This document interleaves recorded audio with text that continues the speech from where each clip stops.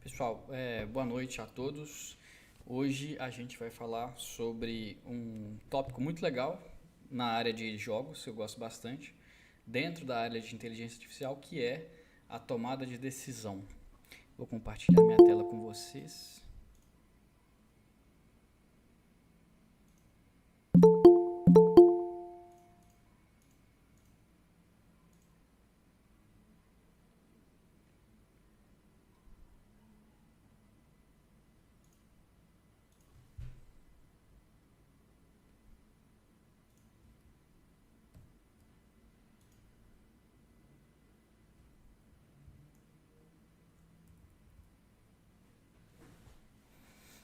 Pessoal, então vamos falar desse tópico aí. Eu gosto de colocar essa imagem aqui para ilustrar a tomada de decisão, porque isso aqui é do jogo Metal Gear Solid, não lembro qual, não sei se é 5, 6, sei lá qual que tá.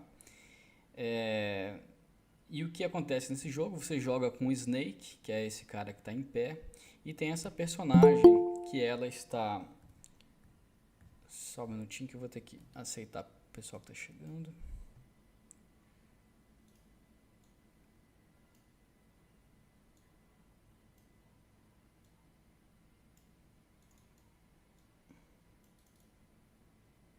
Pronto. Essa personagem, ela ajuda o Snake e de forma autônoma, né? O Snake a gente controla ele via, né, controle e tal, anda com ele, atira, faz o que a gente quiser. Agora, essa personagem não. No máximo, o Snake dá algum tipo de instrução para ela, do tipo assim, olha, me dá cobertura, ou então, não, vai para cima do pessoal, dos inimigos e tal. Então, ela age de forma autônoma, seguindo algum tipo de instrução, algum tipo de estratégia definida pelo jogador. Isso é claramente tomada de decisão, mas coisas muito mais simples também são. Por exemplo, tem um jogo de luta e você está jogando contra uma outra pessoa. Então são duas pessoas jogando uma contra a outra. Nesse caso, não tem inteligência artificial para a tomada de decisão, porque é o jogador quem está controlando. Agora, se é você jogando contra o computador, né, contra a inteligência artificial, então nesse caso, obviamente, a gente está, né, esse personagem, o código que está controlando esse personagem, que não é o personagem do jogador, está tomando decisões. Por exemplo, o que eu vou fazer agora? Eu vou pular, eu vou dar um ataque, eu vou agachar, eu vou esperar o inimigo vir para mim, eu vou defender preventivamente. Então, existem várias coisas diferentes que utilizam essa área da IA que a gente chama de tomada de decisão. Então, o que a gente precisa saber com relação à tomada de decisão? Tá? Quando a gente pensa em IA para jogos, a gente, né, vai ter um kit de ferramentas que a inteligência artificial nos dá.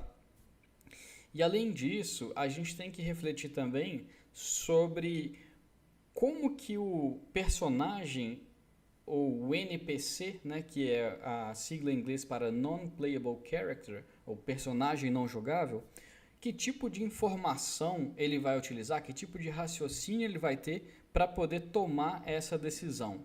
Porque, por exemplo, ele poderia tomar decisões aleatórias. Simplesmente, um personagem no jogo de luta resolve defender do nada, sendo que não tem ninguém atacando. Esse tipo de decisão aleatório não é interessante porque fica claro que é o computador tentando jogar, né, e falhando, provavelmente. Então é interessante que a gente tenha técnicas de tomada de decisão que levem em consideração o ambiente, né, que o personagem ele seja capaz de observar, entender, né, ou criar um modelo né, de como o mundo está se comportando e, com base nisso, tomar uma decisão e provocar a sua ação. Nessa aula, a gente vai falar de 4 técnicas diferentes. A primeira chama árvore de decisão, a segunda é a máquina de estados, depois árvore de comportamentos e, por último, comportamento baseado em objetivo. Se a gente for tratar o código de inteligência artificial do nosso jogo como se ele fosse um jogo bem grande e tal, com um código bem organizado, a gente poderia fazer dessa forma aqui. Olha só. Dentro dessa caixa branca, a gente tem tudo sobre inteligência artificial controlando, né, o nosso jogo.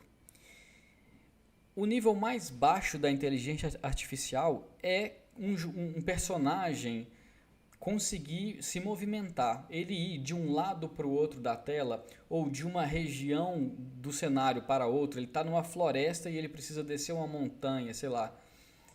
O caminho que ele vai fazer para poder atingir esse objetivo, a gente tem isso na inteligência artificial e a gente chama isso de duas coisas: algoritmo de movimentação e também o planejamento de trajetórias. Isso tudo está representado por essa caixinha Movement aqui. Agora, acima dela, a gente tem a caixa da tomada de decisão. E ela, né, é o momento que o nosso personagem ele vai decidir: poxa, eu vou me movimentar, ou eu vou atacar, eu vou sair correndo atrás de um item para recuperar minha vida. O que eu vou fazer, né? Então, tem essa parte da tomada de decisão que pode acionar a parte de movimentação. Isso aqui está chamando de IA do personagem. Um nível acima disso, a gente pode ter jogos que a gente tem vários personagens e eles agem de maneira mais ou menos sincronizada ou estratégica. Então, a gente pode ter o que a gente chama de inteligência artificial de grupo. Aí tem esse nível estratégico. Os dois eles vão querer utilizar informações presentes no mundo, tá? Então, por exemplo, digamos que você está fazendo o jogo do Pac-Man. Tem inteligência artificial no Pac-Man? Bom, no personagem principal não tem não. Mas nos fantasminhas tem, tá? E cada fantasminha, inclusive, tem um comportamento levemente diferente. Tem um que é mais agressivo, tem um que tenta cercar o personagem e tal. Então, os fantasminhas, eles têm inteligência artificial, tanto de movimentação, que é para poder, por exemplo, achar qual que é o menor caminho de onde ele está até ele conseguir atingir o Pac-Man, quanto de tomada de decisão, né? Será que ele vai passar por um lado ou por um outro? Será que ele vai fugir antes que o Pac-Man está prestes a pegar uma frutinha que deixa ele invencível? Então existe a tomada de decisão também. Para ele poder fazer isso, ele precisa de uma interface com o mundo. Ele precisa, por exemplo, saber onde está o Pac-Man, onde eu estou, tem paredes próximas de mim, qual que é o mapa de onde eu estou. Então, o personagem do fantasminha no Pac-Man, ele tem acesso ao mundo, tá?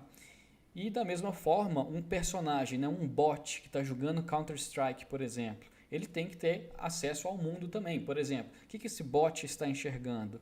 O que ele está escutando, talvez, né? Pode ser que tenha bots que utilizem a informação sonora, assim como o ser humano utiliza. Se você não está vendo nada, mas você começa a escutar passos de alguém, você já fica ressabiado, porque pode ser um amigo, pode ser um inimigo. Então, o problema da tomada de decisão, a gente define ele como: dado um conhecimento, né, que eu tenho da minha situação atual, eu preciso escolher uma ação a partir de um conjunto de possibilidades. Por exemplo, o fantasminha, ele não poderia simplesmente, ele viu que ele está prestes a ser comido pelo Pac-Man que está invencível. Qual que é o conjunto de possibilidades do fantasminha? Ele pode ficar parado, ele pode andar para um lado ou andar para o outro. Ele não pode fazer nada diferente disso, inclusive em momento nenhum. Então, sempre existe um conjunto possível de coisas, de ações, dada a situação atual do personagem, que ele pode fazer. E aí a tomada de decisão é o agente. Eu vou chamar de personagem e agente, porque a gente costuma utilizar esse termo também, agente inteligente.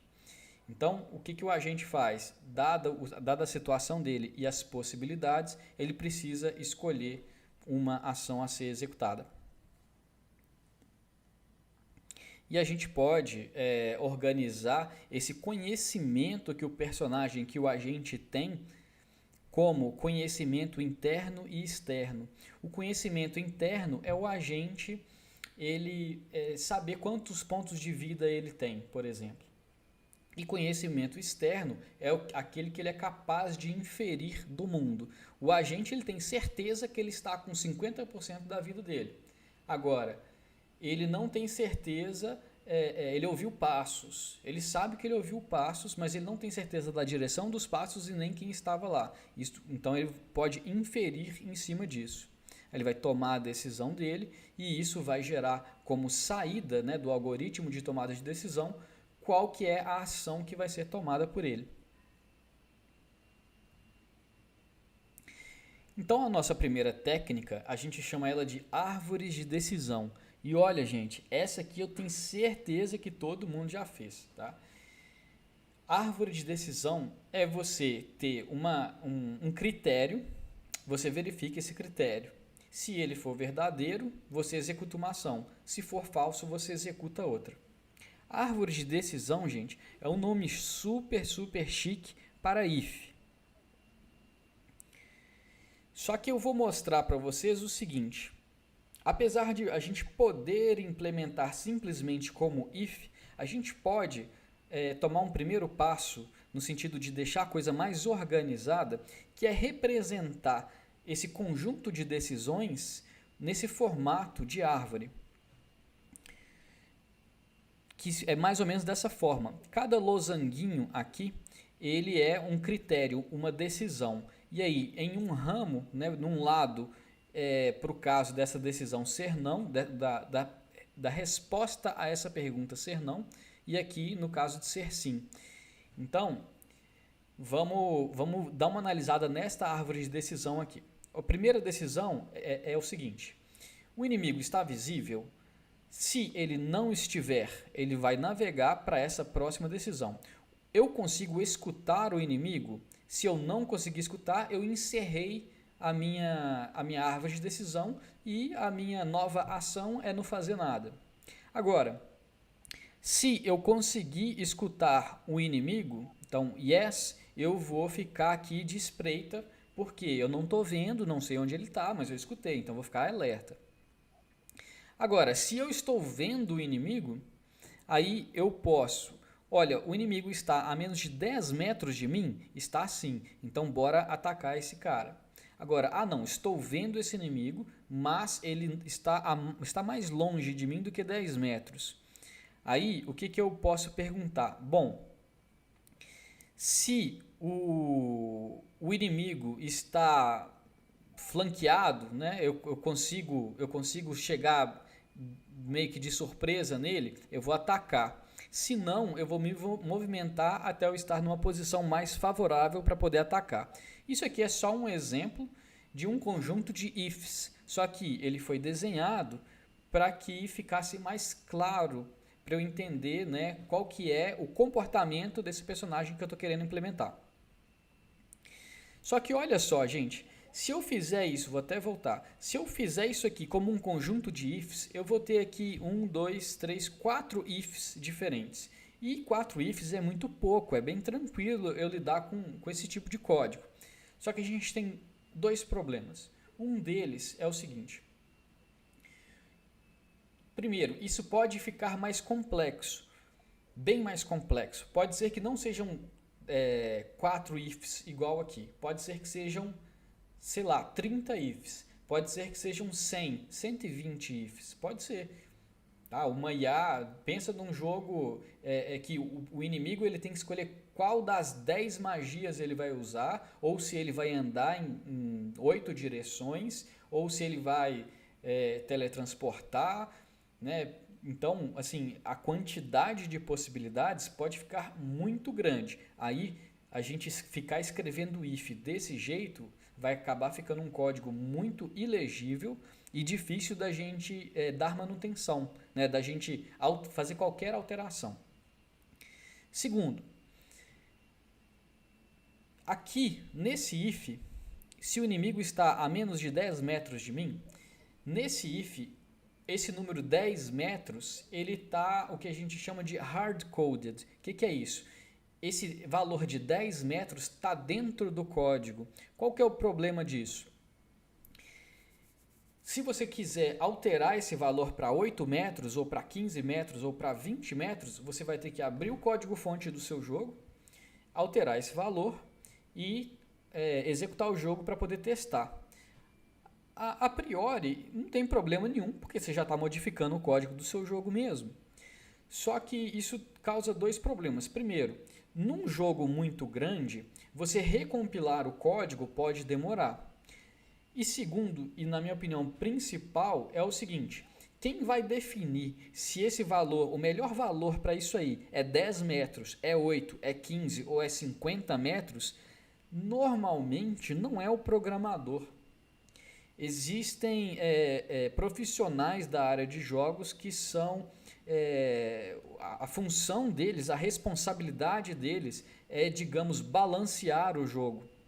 Tá, e aí a gente tem cargos diferentes para isso. Tem lugar que chama game designer, tem lugar que é o level designer, ou tem lugar que é o balanceador mesmo, tá? Então é uma pessoa que beleza, o jogo está programado e agora a gente precisa ver se esse jogo é divertido, se não está difícil demais ou se não está fácil demais. Quem vai saber isso não necessariamente é o cara que está programando, tá? E aí, como é esse cara e esse cara não necessariamente é um programador, seria muito interessante que ele pudesse alterar esse valor sem ter que mexer no código. Aí, se a gente coloca, né, simplesmente essa inteligência artificial representada com ifs, com números, tudo soltos lá dentro, e eu costumo chamar esses números soltos dentro do código até de números mágicos, esse cara vai ter dificuldade para poder fazer o trabalho dele, que é balancear e deixar o jogo competitivo, divertido, o que quer que seja. Tá? Então, existe uma forma da gente implementar essa árvore de decisão que a gente vai conseguir não fazer um código totalmente desorganizado, cheio, com trocentos ifs, e também vai ganhar esse lance que é você poder externalizar tanto os valores, né, esses números, essas constantes, como também as decisões que são tomadas, né, a árvore em si. A gente vai poder externalizar essa árvore, por exemplo, para um arquivo texto, que não é código em C, em JavaScript, etc. E aí esse cara, né, balanceador, vai poder alterar esse arquivo para poder, né, testar, né, essa nova versão do comportamento do personagem. Vou mostrar para vocês uma possível forma da gente implementar essa árvore de decisão utilizando classes e um jeito bem organizadão, bem bonito, de forma que a gente consiga externalizar isso aí do jeito que eu falei. Então, como que eu poderia fazer? Eu poderia ter um tipo de dados, uma classe, que eu chamo aqui nó da árvore de decisão. O que é um nó dessa árvore?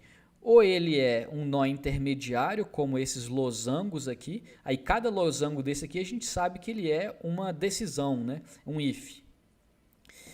E nos nós que a gente chama de folha, que é os que estão, né, lá embaixo, os nós que não têm filhos, eles são nós de ação, né, que são as respostas da decisão. Então eu tenho um nó da árvore de decisão e ele tem um único método, que a gente chama de método abstrato, porque esse método ele não é implementado nessa classe, mas apenas nas subclasses. Então olha só, eu tenho um nó da árvore de decisão genérico, que ele pode ser tanto uma decisão quanto uma ação. E aí, uma ação herda de nó da árvore de decisão e implementa esse método tomar decisão. O que esse método faz? Simplesmente retorna o próprio nó, né? Então, que no caso é a própria ação. E se o nó for do tipo uma decisão, ou seja, um desses 4 nós intermediários, aí ele tem que fazer alguma verificação para saber se ele vai retornar o ramo da direita, que é o sim, ou o ramo da esquerda, que é o não. Então, olha só, aqui eu tenho uma classe decisão, e aí ela tem um ramo que é o nó verdadeiro e um ramo que é o nó falso. E eu tenho um valor que está sendo testado. Vamos voltar aqui na figura novamente e a gente vai ver. Nesse nó aqui, ó, o ramo verdadeiro é esse, o ramo falso é esse. O valor que está sendo testado é uma propriedade que indica se o inimigo está visível. Nesse caso aqui, é um valor que indica a distância do inimigo. Aqui é uma flag que indica se o inimigo está flanqueado. Aqui é uma flag que indica se o inimigo está audível. E aí, essa classe decisão, ela ainda é uma classe abstrata também. Por quê? Ela vai implementar esse método tomar decisão aqui. Ó. Ela vai implementar e eu vou mostrar, se não me engano, no próximo slide. Vamos ver aqui. Olha só. Então, eu tenho a classe decisão e eu posso ter uma classe que herda de decisão, que chama, eu vou tomar uma decisão que é verificar se um número float está dentro de um intervalo. Essa decisão, ela está comparando se, por exemplo, a distância do inimigo está entre 10 e 20, por exemplo. Ela é capaz de fazer essa verificação para mim.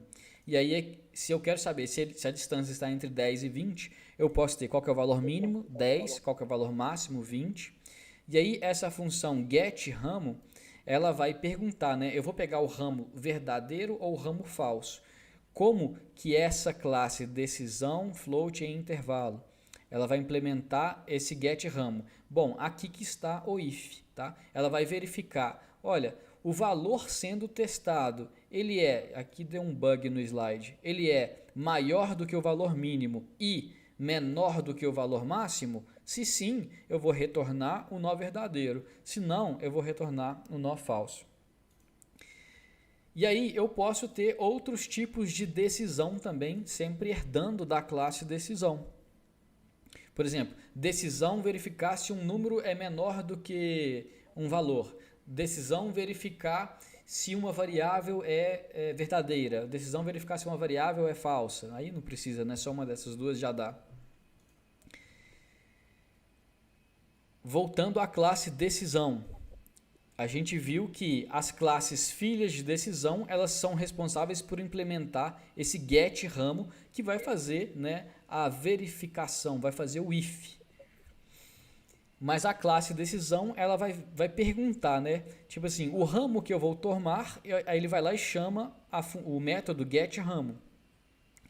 E aí, o ramo que foi escolhido, essa tomar decisão, vai retornar qual que foi a decisão referente a esse ramo.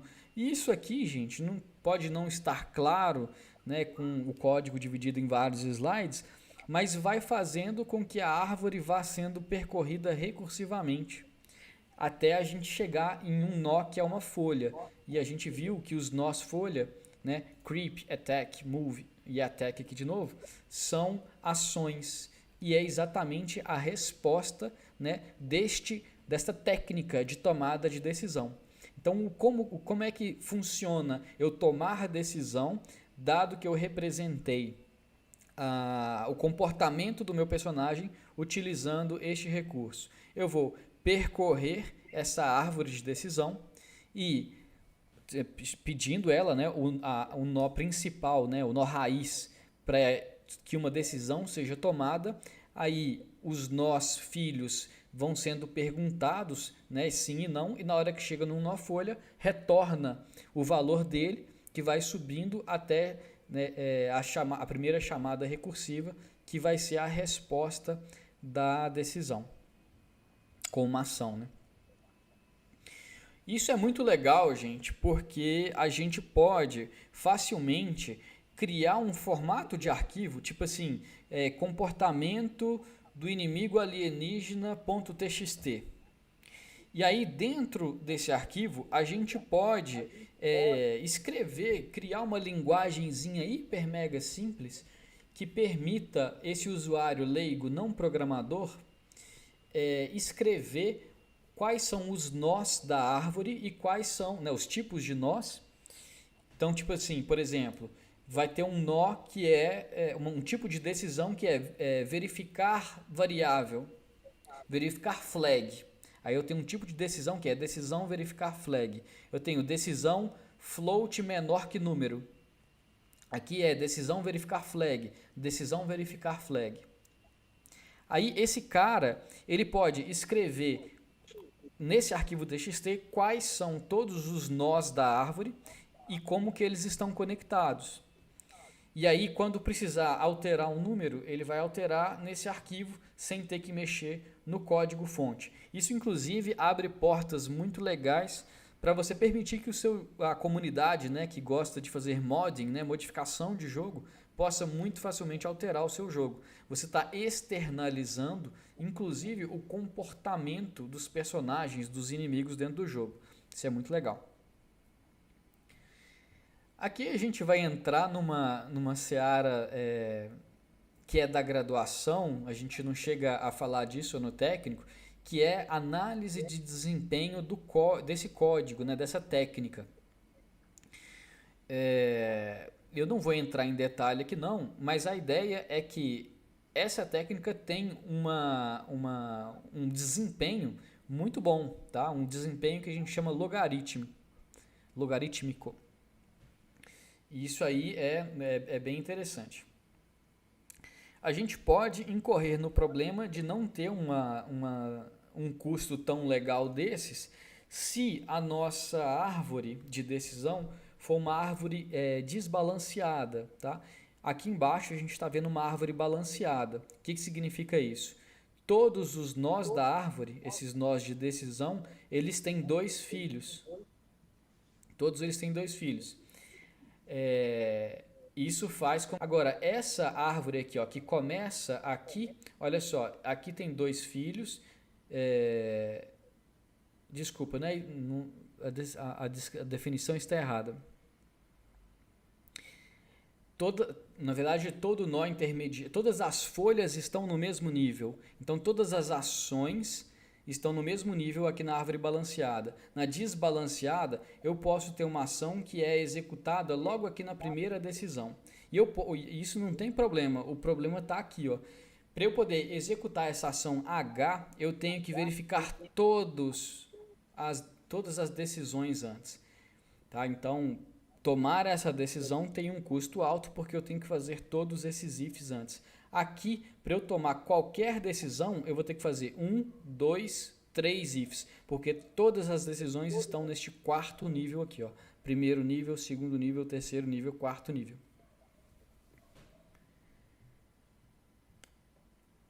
Mas, em vez de árvore, gente, a árvore tem essa estrutura, né, você tem um cara que é o início da árvore, que a gente chama de raiz, e aí ela vai tendo filhos, né?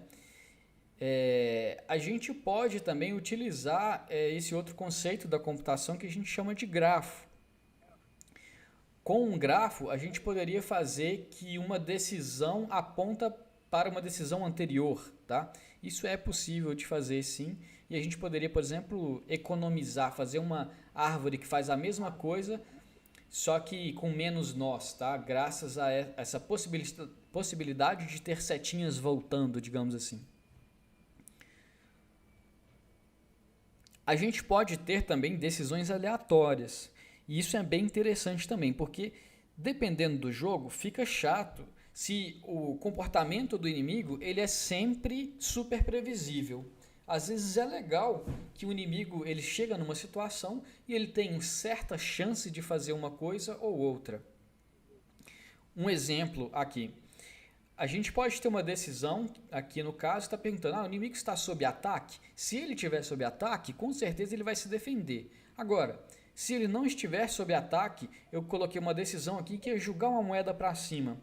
E aí se cair cara, ele vai ficar parado. Se cair coroa, ele vai patrulhar. E não precisa ser uma moeda que tem só 2 lados, né? A gente pode colocar, por exemplo, sorteia um número aleatório entre 0 e 1. Se ele for menor do que 70%, 0,7, né? eu vou ficar parado. Se ele for maior do que 70, eu vou patrulhar. Então, eu posso fazer dessa forma também. Esse tipo de situação funciona na árvore de decisão, mas tem um probleminha, que é o seguinte: o nosso código ele está constantemente perguntando para a árvore de decisão do personagem o que esse personagem quer fazer, qual que é a decisão que o personagem vai tomar. Por exemplo, eu posso executar a árvore de decisão do personagem, sei lá, várias vezes por segundo. E aí, se eu tenho um nó, uma decisão aqui, ó, que é jogar moeda, fazer um sorteio, e eu posso vir para esse ramo ou para esse, eu posso, no mesmo segundo, fazer com que o personagem decida ficar parado e daqui a pouquinho patrulhar. E aí ele vai ficar alternando nisso aqui. E aí vai dar um resultado que vai ficar, né, bem esquisito. Nesse caso, a gente entra para a nossa segunda técnica, que é a ferramenta chamada máquina de estados.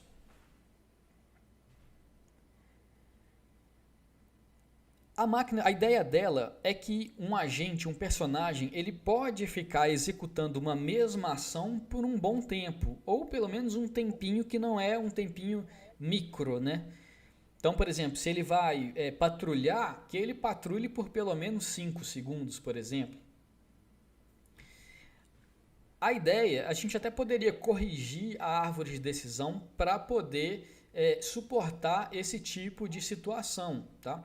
Mas é melhor utilizar a máquina de estados porque ela é proposta exatamente para situações em que o personagem ele continua utilizando, né, continua no mesmo estado, executando a mesma ação por um certo tempo, até que algo aconteça. Essa técnica aqui, gente, é a técnica em 80, 90% dos jogos, tá? Ela é assim, é um arroz com feijão, mas que funciona muito bem. E ela tem variações também, caso a gente precise de algo mais rebuscado. A máquina de estados funciona da seguinte forma. O que é um estado? Um estado, ele é o que o personagem está fazendo num certo momento. Por exemplo, eu posso ter um personagem que fica em guarda, né, fica de prontidão. Ele pode também estar lutando e ele pode estar fugindo. Essa bolotinha preenchida aqui, isso aqui é um diagrama de estado e essa bolotinha preta indica qual que é o estado inicial. Ou seja, ele começa aqui e já entra no estado de estar em guarda. Ele vai continuar em guarda, no caso, né, esse personagem aqui, ele vai continuar em guarda até que ele mude para outro estado. E aí a gente vai ver essas setinhas. Quais setinhas estão saindo do estado em guarda? Tem essa setinha que vai para lutar e tem essa setinha que vai para fugir. E aí cada uma dessas setinhas ela vai ser executada sob uma certa condição. Se ele está em guarda e ele enxerga... Esse aqui é um guardinha, é um inimigo covarde, tá, gente? Se ele vê um inimigo pequeno, ele vai entrar no estado de lutar. Só que se ele vê um inimigo grande, ele vai para o estado de correr. Aí vamos supor que ele viu um inimigo grande e correu. Quais setinhas saem deste estado? Essa aqui, ó. E ela sai quando... né, sob qual critério? Quando o personagem conseguiu escapar, ou seja, a distância dele do inimigo já está maior do que X. E quando ele está no estado de lutar, se ele começa a perder a luta, ele vai para o estado de fugir. Tinha que ter uma outra setinha aqui também, que ele venceu a luta, então ele volta para o estado de estar em guarda, por exemplo. Então, o que a gente tem? A gente tem os estados e cada uma dessas setinhas a gente chama de transições. E aí, a gente está falando nessa aula de tomada de decisão. Então, cadê a decisão? Bom, a decisão é a seguinte, o personagem ele vai começar, né, a máquina de estados dele e chegou em um estado. Enquanto ele está neste estado, ele vai estar executando a ação referente a esse estado, ou seja, estar em guarda, ficar observando. E quando acontece uma transição, pode ser que alguma ação seja executada também durante a transição. Por exemplo, ele estava em guarda, ele viu um inimigo, ou seja, um inimigo pequeno, ou seja, ele decidiu que ele vai transicionar para o estado de lutar.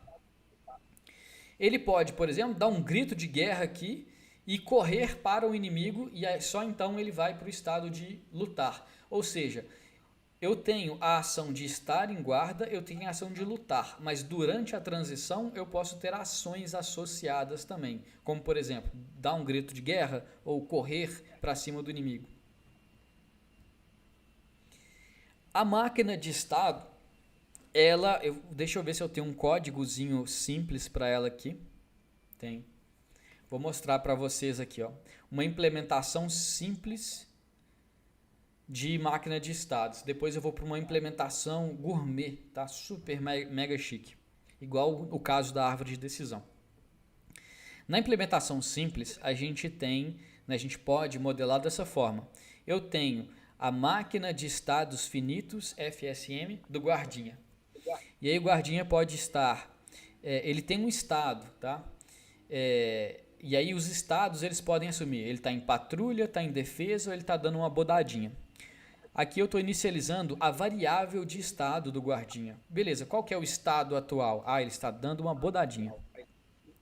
E aí eu posso ter uma função, um método, né, aqui do guardinha, que ele vai atualizar. Né, vai atualizar para poder ver qual que é a decisão tomada pelo guardinha. Aí eu posso ver o seguinte, olha, eu vou fazer um switch perguntando qual que é o estado corrente. O guardinha está na bodadinha, está na defesa ou está na patrulha?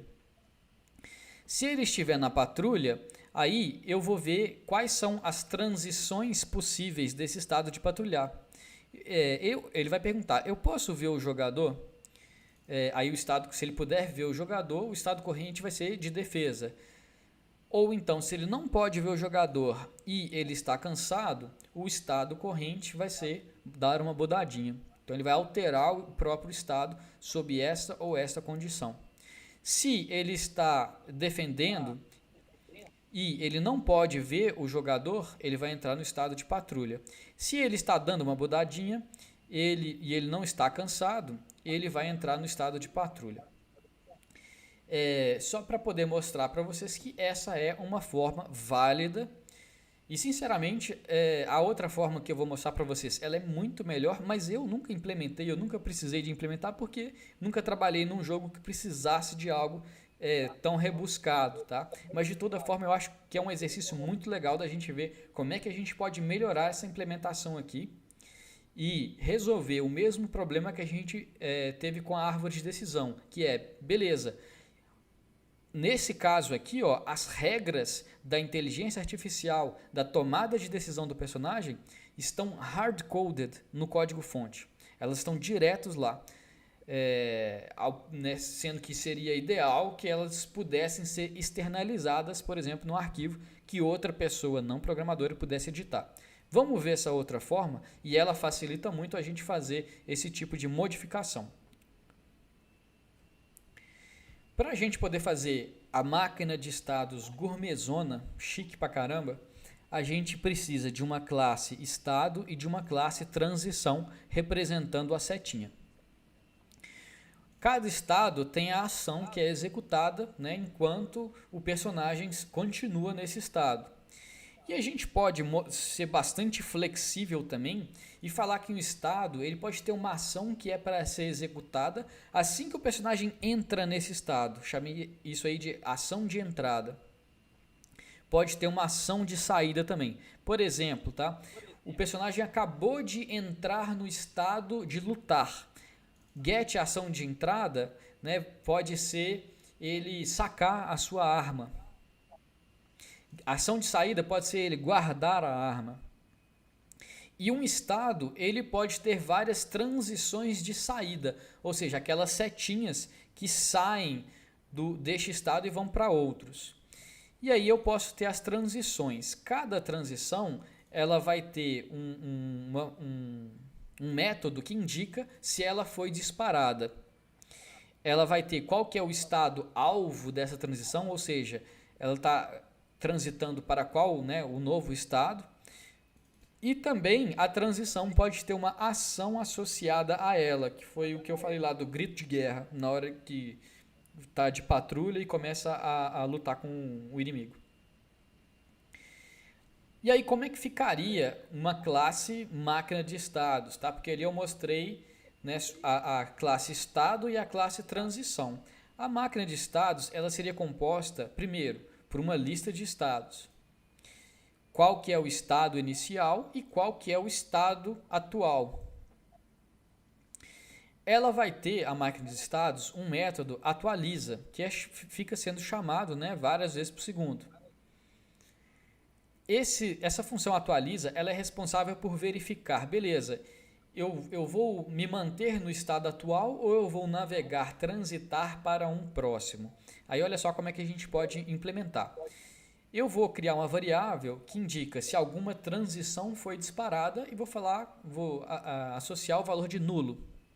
Ou seja, não sei ainda se alguma transição foi disparada. Eu vou olhar para qual que é o estado corrente, o estado atual, pegar todas as transições de saída e eu vou percorrê-las nesse for aqui. E eu vou perguntar, olha, essa transição atual foi disparada? Se sim, eu vou assinalar o valor dessa variável transição disparada com essa transição e vou sair do for. Porque não adianta mais de uma transição ter sido disparada. No caso, eu vou ficar com a primeira mesmo. Então, ao final desse for, se essa variável contiver um valor diferente de nulo, quer dizer que alguma transição foi disparada. Se não, quer dizer que eu continuo no meu próprio estado, né? O estado corrente, estado atual. Aí, a primeira coisa que eu estou fazendo aqui logo após é verificar se essa transição foi disparada, né? Se houve uma transição. Se sim, na verdade, vou pular para o se não. Se não foi disparada, eu vou simplesmente retornar qual que é a ação, né, desse estado atual que eu já estava nele. Se uma transição foi disparada, por outro lado, eu vou fazer o seguinte, eu vou pegar qual que é o estado alvo dessa transição, ou seja, para onde que essa setinha estava apontando, e aí eu vou executar possivelmente, né, três ações.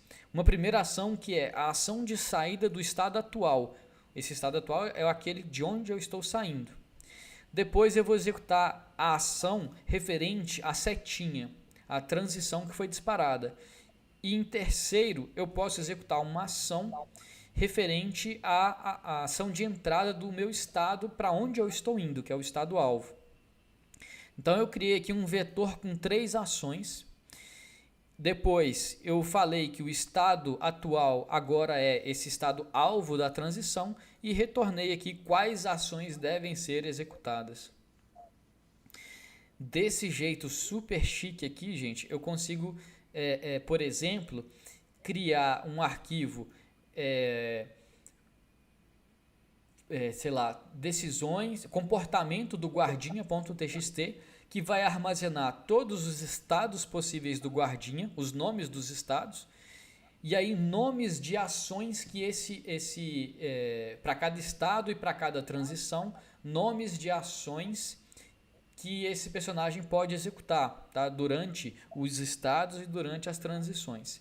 E aí eu consigo externalizar a inteligência artificial do personagem de forma que outra pessoa, sem mexer no código-fonte, consiga alterar, né, definir, balancear, etc.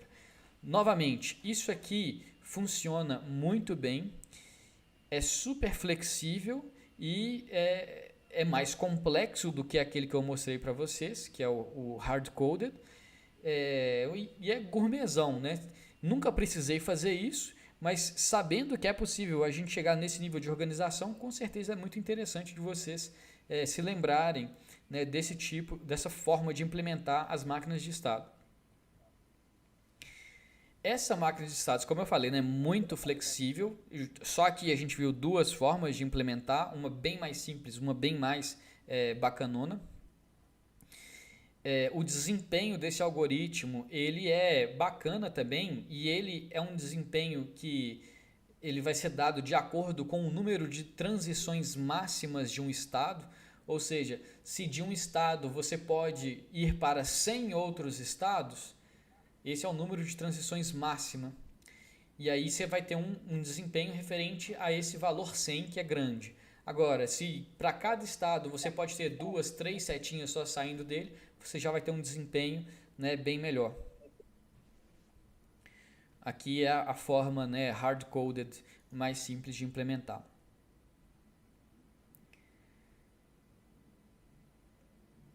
Olha só, a gente pode incrementar essa máquina de estados, tá? A gente pode fazer com que ela seja não determinística para introduzir imprevisibilidade, que é o lance da gente fazer o personagem não ser super previsível, né?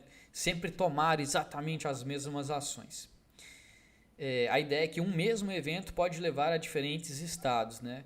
A gente vai ver um exemplinho. A gente pode ter também máquinas de estados hierárquica e máquina de estados compartilhada. Por exemplo, se no seu jogo você está fazendo um jogo de simulação de formiga, colônias de formiga ou de abelhas, sei lá. E aí as formigas elas precisam entrar em acordo, pelo menos umas 15 formigas para poder ir lá e derrotar uma aranha cabulosa que chegou lá na colônia. Aí pode ser que exista, elas precisem ter uma máquina de estados compartilhada para poder coordenar, né, as suas ações. Eu tenho exemplo aqui dessas 3 máquinas de estado, mas para a gente não usar muito tempo, eu vou mostrar só o da máquina de estado não determinística. Então eu posso estar num estado que eu estou correndo, e aí eu tenho outros estados. Posso pular, posso desviar e posso atirar. E aí, o critério de decisão, né, das transições é o mesmo. Se eu estou correndo e eu recebo um tiro, eu tenho 40% de chance de retornar o tiro, ou de tentar desviar dos próximos tiros, ou de eu começar a pular loucamente, é o que está escrito aqui no slide, de 20%. Tá? Então eu eu recebi um tiro, aí eu sorteio um número. Se ele for de 0 a 40%, eu vou atirar. Se ele for de 40% a 80%, eu vou desviar. Se ele for de 80% a 100%, eu vou saltar loucamente. Aí tem mais exemplos aqui, mas eu vou passar rapidão. E aí vamos chegar aqui na nossa terceira técnica de hoje, que a gente chama de árvore de comportamento. Aqui já é uma técnica um pouco mais recente, máquina de estados, é hiper antigo e, novamente, dificilmente a gente precisa de algo mais complexo do que uma máquina de estados. Mas vamos mostrar aqui a árvore de comportamento e depois o comportamento baseado em objetivo. Essa técnica foi introduzida, ou pelo menos tornou-se popular com um jogo que chama Halo 2, se não me engano no Xbox, lá em 2004. E ela foi popularizada também porque a técnica foi proposta sugerindo que deveria ser criada uma interface gráfica justamente para possibilitar que não programadores pudessem muito facilmente, visualmente, definir o comportamento dos personagens. Aqui tem essa imagem que ilustra uma árvore de comportamento, mas mais para frente a gente vai entender melhorzinho como é que funciona. Não confundam a primeira técnica que a gente chamou de árvore de decisão com essa aqui, que é árvore de comportamento, bem diferentes. Ela mescla várias técnicas, tá? A máquina de estados hierárquica, que a gente não viu com muitos detalhes, e uma técnica de planejamento e execução de ações também. A ideia dela é que ela é legal porque ela permite a gente reutilizar comportamentos que já foram programados, né? E se a gente tiver essas ferramentas visuais, isso pode ser muito facilmente feito por não programadores. A ideia é que ela é uma árvore, né, como o próprio nome já diz, e cada elemento, cada nó dessa árvore é uma tarefa. E essa tarefa pode ser uma de 3 coisas. Pode ser uma condição, uma ação ou uma composição. E a gente vai entender certinho o que é cada uma. Independente dessa tarefa ser uma condição, uma ação ou composição, ela tem que retornar sucesso ou falha. Um exemplo de o que seria uma tarefa de condição. Ela poderia testar, né, se uma condição é satisfeita. Por exemplo, a porta está aberta, meu nível de HP está ok, o inimigo está próximo. Essa tarefa sempre aparece como uma folha da árvore, ou seja, um dos últimos nós da árvore. Mas a tarefa também pode ser uma ação. A ação, ela altera o estado do jogo. Por exemplo, ir até uma sala, ou andar para frente, andar uma casinha para o lado, encontrar um caminho, né, determinar uma trajetória, tocar um som, sacar uma arma, conversar com o jogador. Sempre aparece também como uma folha da árvore. Então, retomando. Uma tarefa pode ser uma condição ou uma ação. E esses dois caras aqui são nós da árvore. Ou seja, aparecem lá embaixo. E a gente vai ver a terceira forma de tarefa, que é a composição. A composição aparece sempre no meio da árvore. E aí a ideia é que ela vai coordenar o caminhamento nessa árvore para que a decisão seja tomada. A gente tem dois tipos básicos dessas tarefas de composição. Essa primeira chama seletor e é representada pela interrogação. A ideia aqui é a seguinte, gente. Assim que a árvore de comportamentos for executar essa tarefa, ela vai selecionar um dos filhos. O que significa isso? Vai pegar, qual que é o primeiro filho? O primeiro filho é esse aqui, ó, atacar. Como eu havia falado, todas as tarefas, essas 4 tarefas aqui, elas têm que retornar sucesso ou falha. Então, o ataque, ele vai retornar sucesso ou falha. Se for possível atacar, ou seja, digamos, tem um inimigo pertinho de mim a ponto de eu conseguir atacar, o ataque vai ser feito e isso aqui vai retornar true, vai retornar sucesso, para a seletora. Essa seletora, recebendo sucesso desse primeiro filho, já fez o trabalho dela. Então, ela retorna sucesso também para quem chamou ela. Agora, se por algum motivo o ataque falhou ou porque não tem um inimigo próximo de mim o suficiente, ou sei lá, porque ele atacou de fato, mas errou a espadada, aí essa tarefa vai retornar falha para a seletora e aí a seletora, opa, beleza, preciso selecionar algum filho meu que seja sucesso. Aí vai olhar para o segundo filho, que como é que fala taunt? Tipo assim, intimidar. Vai intimidar o inimigo. Isso aqui pode retornar sucesso ou falha. Se retornar sucesso, essa seleção já retornou sucesso, cumpriu o seu objetivo. Tentou executar aqui, não conseguiu, tentou aqui, conseguiu, acabou. Se as duas falharem, aí ela tenta executar o terceiro filho aqui, que de novo pode retornar sucesso ou falha. Se ele retornar falha, retorna falha aqui em cima também. Se ele retornar sucesso, sucesso, né, retornado da seletora. Então a seletora ela executa os filhos até que um deles retorne sucesso. A sequenciadora ela executa todos os filhos, só que ela para se algum deles retornar falha. Então olha só, ela vai perguntar, né, para os filhos, algum inimigo está visível? Se isso aqui der falha, não faz sentido eu sair correndo, que é o que está acontecendo aqui no restante. Então retornou falha aqui, ela falhou, não executa os próximos. Se isso aqui retornar sucesso, ou seja, algum inimigo está visível de fato, eu vou virar minhas costas, né, de costas, e aí se eu conseguir fazer isso, eu vou sair correndo. Então a gente tem essa tarefa de composição, que ela pode ser uma seletora ou uma sequenciadora. Um exemplo um pouco maior. A gente tem aqui uma árvore que tem 3 níveis agora. Então aqui primeiro eu tenho um nó seletor, ou seja, ele vai tentar executar esse filho, esse ramo aqui primeiro. Se esse ramo der sucesso, ele não vai precisar executar o da direita. Se ele der falha, se esse aqui falhar, aí ele vai tentar executar esse ramo aqui. Então vamos ver o que vai acontecer. Chegou aqui, esse cara vai pedir para executar, perguntar se a porta está aberta. Isso aqui é uma condição, né? Se a porta estiver aberta, esse aqui é um sequenciador. Eu continuo, né, na sequência. Eu vou entrar para dentro da sala. Agora, se a porta estiver fechada, esse cara falha, e aí subiu a falha aqui. Ou seja, esse ramo da esquerda não teve sucesso. Ele vai tentar executar esse aqui. Então, esse cara aqui vai movimentar até a porta. Se isso der certo, ele vai abrir a porta. Se isso der certo, ele vai entrar lá na porta.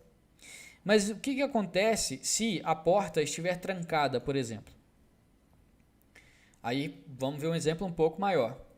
Olha só, o lado esquerdo desse primeiro ramo é a mesma coisa. Então a porta estava fechada, eu vim para esse ramo todo aqui, ó.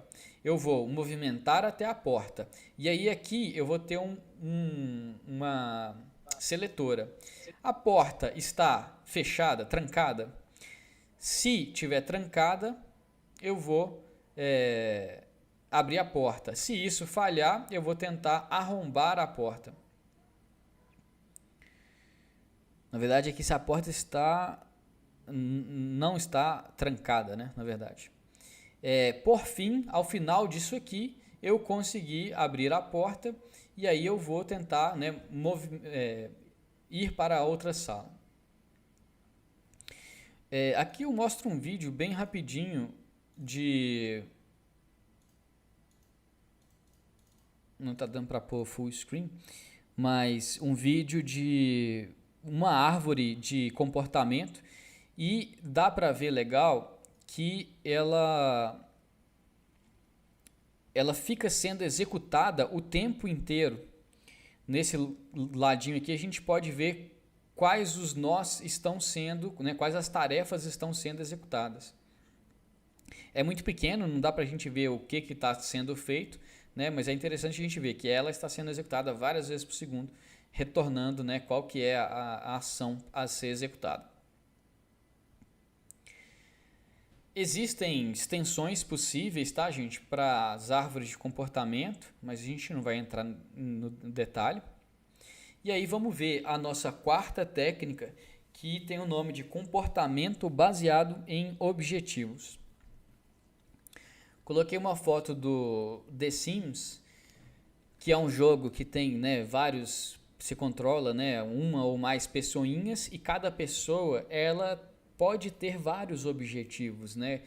Por exemplo, a pessoa pode estar com fome e com vontade de entrar na piscina ao mesmo tempo. Ela pode estar com vontade de estudar e conversar com uma outra pessoa ao mesmo tempo. Nesse tipo de situação, essa técnica de comportamento baseado no objetivo é bem legal. A ideia é que as 3 ferramentas que a gente viu até agora são todas reativas, ou seja, aconteceu, fiz uma observação instantânea do mundo, aí fui lá e tomei uma decisão, eu reagi. Mas tem jogos, tem situações, pode ter personagens diferentes dentro do jogo, que ele pode precisar planejar uma sequência de ações para atingir o seu objetivo, para maximizar seu objetivo, seu lucro, seu ganho. E um sistema, né, que modela a tomada de decisão dessa forma, ela possui 3 componentes, que são quais são os objetivos de um personagem, qual que é a prioridade que esse personagem tem para cada um desses objetivos e quais são as ações que ele pode tomar e o impacto dessas ações nas prioridades dos objetivos. Meio confuso, mas vamos exemplificar. Olha só, exemplo de um jogo de tiro. Exemplos de objetivos e prioridades. Eu posso ter um personagem que está com o objetivo de comer, ele tem o objetivo de matar um inimigo e ele tem o objetivo de recuperar vida. O comer está com prioridade 9, o matar inimigo está com prioridade 8 e o recuperar vida está com prioridade 4. Pode ser, por exemplo, que o meu personagem ele já perdeu 40% da vida dele. Então, por isso que eu usei esse número 4 aqui. Pode ser que a prioridade 8 do matar inimigo é porque é um inimigo que ainda está com 8 pontos de vida, 80% da vida. Ou que é um inimigo que está com a vida quase morrendo, mas ele pode me dar um golpe e me matar, por exemplo, porque ele é muito forte, alguma coisa desse tipo. E o comer 9 pode ser que o personagem está com uma fome muito grande.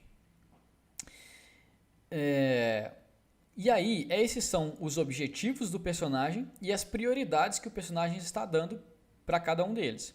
E aí tem o conjunto de ações disponíveis no momento para esse personagem. Tem um sanduíche ali, alguma coisa ali perto do personagem, no chão assim, solto lá. Se ele pegar esse sanduíche e comer, ele vai satisfazer o objetivo de comer, reduzindo a prioridade dele em 5. Ou seja, se ele pegar essa comida e comer, ele vai ficar com essa propriedade aqui, comer igual a 4. Ele pode ter uma ação que é matar esse inimigo que está matando ele. Se ele fizer isso, ele vai satisfazer esse objetivo de matar o inimigo com essa prioridade, né, reduzindo ela a 0. Só que no fight, né, que pode acontecer, o personagem ele pode, né, ele está prevendo que ele vai perder vida. E aí ele vai aumentar esse objetivo, a prioridade dele de recuperar vida em mais 4, ou seja, recuperar vida vai ficar com prioridade 8. É só uma previsão, tá? É uma ideia do que pode acontecer. E uma terceira forma que ele pode fazer, uma terceira ação, é pegar um kit de HP para ele poder recuperar a vida. Se ele recuperar a vida, esse kit recupera, sei lá, 20% da vida dele, e aí isso aqui vai cair de 4 para 2. Aí, vamos pegar um exemplo parecido, colocando uma situação que a gente tem um NPC, um personagem, ele está sob ataque, mas ele pode pegar uma arma mais eficiente. E ele morre se a prioridade dele de recuperar vida excede 10, tá? Porque, tipo assim, ele perdeu toda a vida dele. Aí, a situação atual dele é a seguinte, ele tá com uma fome de 7, ele tá com vontade de matar inimigo 8, com vontade de recuperar vida 4 e com vontade de pegar novas armas 1. As ações disponíveis para ele são de pegar comida, e aí nesse caso isso aqui vai para 2, só que ele vai levar tiro no meio disso, e aí ele vai recuperar vida 6. Se ele matar o inimigo, ele vai reduzir matar inimigo a 0, só que ele vai recuperar vida mais 9. Se ele estiver com 4 e somar 9, ele vai para 13 e vai morrer, porque o personagem morre se a vida, né, se recuperar vida, excede 10. Ele pode pegar um kit HP que vai recuperar vida em 2 e só que isso aí vai dar um trabalho para ele por algum motivo que vai aumentar a fome dele em 2. E ele pode pegar uma arma. E o pegar a arma faz com que a vontade dele de pegar a arma fique zerada e possibilita que ele consiga matar o inimigo sem perder vida, sem aumentar o objetivo dele de recuperar a vida. E aí como é que ele pode tomar decisão? Bom, se ele for reativo, ele pode pensar, estou sob ameaça, preciso matar o inimigo. Tá? Então ele tomaria essa decisão aqui, possivelmente, se ele estiver utilizando uma técnica que é simplesmente reativa. Agora, se ele puder planejar, ele pode, poxa, se eu pegar a arma, eu vou ter, né, a possibilidade de não perder HP ao matar o inimigo, aí eu poderia matar o inimigo e fazer as outras duas coisas depois, por exemplo. Esse tipo de situação a gente pode resolver com essa questão que a gente chama de planejamento, né? Que é, digamos, parar para pensar um pouquinho e decidir a ordem de execução. A gente quer executar todas aquelas 4 ações, só que dependendo da ordem com que eu executar, eu vou sobreviver ou eu vou morrer. E aí uma forma que a gente tem para poder fazer esse planejamento é a seguinte. Nesse caso, a melhor forma seria pegar o kit HP, pegar a arma, matar o inimigo e depois comer o sanduíche. Eu posso fazer o seguinte, ó, eu posso modelar uma espécie de árvore aqui, que na verdade é um grafo, em que cada estado, cada bolotinha dessas aqui, indica a situação de eu ter feito, o conjunto de ações que eu já fiz, digamos assim. Como são 4 ações, eu coloquei 4 zeros aqui. Os zeros indicando, né, o primeiro bit que se a comida foi pegada ou não, se o kit HP foi pegado ou não, se a arma foi pegada, se o inimigo foi morto. Então, no estado inicial, nada foi feito. No estado final, todas as 4 coisas foram feitas. E aí eu posso criar, né, uma árvore com os próximos estados possíveis. E com isso eu consigo ver todos os estados que me permitem, né, todos os caminhos que me permitem chegar até o final vivo, porque esse é o objetivo do personagem. Para eu poder verificar quais são os caminhos, né, ou qual que é o melhor caminho do estado inicial ao estado final, eu posso utilizar algoritmos de determinação de trajetórias em grafos que a gente, né, que são tradicionais, né? O pessoal da graduação já deve ter visto, Dijkstra, por exemplo, a estrela e tal. O pessoal do técnico provavelmente não. Mas a ideia é o mesmo algoritmo que, por exemplo, o Google Maps pode utilizar para poder indicar quais são por onde você passa para poder ir do Cefete até o centro de Belo Horizonte, por exemplo. Passando, né, claro, pelo melhor caminho. O melhor caminho, no caso do Google Maps, normalmente é o menor caminho. Aqui vai ser o caminho que vai maximizar, né, os objetivos, né, na verdade, vai tentar cumprir, vai tentar zerar todos esses objetivos aqui da melhor forma possível. Pessoal, existem outras técnicas de tomada de decisão, mas só com essas 4 aqui eu acho que a gente já tem bastante ferramenta à nossa disposição.